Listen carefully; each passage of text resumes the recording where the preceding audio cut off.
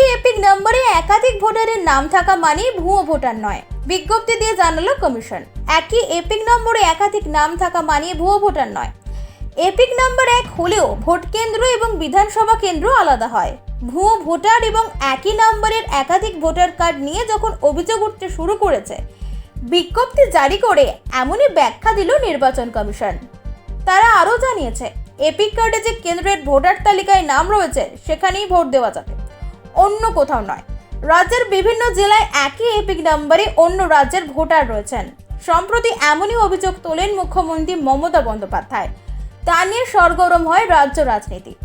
এই আবহে এবার একই এপিক নম্বরে একাধিক নাম থাকার বিষয়টি কার্যত স্বীকার করে নিয়ে তার ব্যাখ্যা দিল কমিশন।